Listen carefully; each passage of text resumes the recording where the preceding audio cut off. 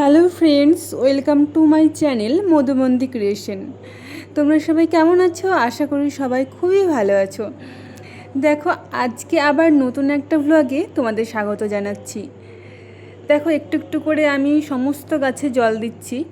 লেবু গাছ দেখতে পেলে আমাদের গাছে খুব সুন্দর ছাদ বাগানে লেবু ধরেছে, খুব সুন্দর, বেশ ভালো গন্ধরাজ লেবুও আছে।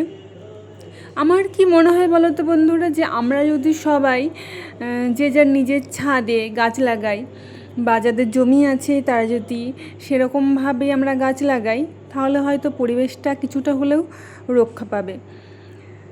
তো সবাই যে যার নিজের সামর্থ্য মতো আমাদের উচিত এরকমভাবেই গাছ লাগানো।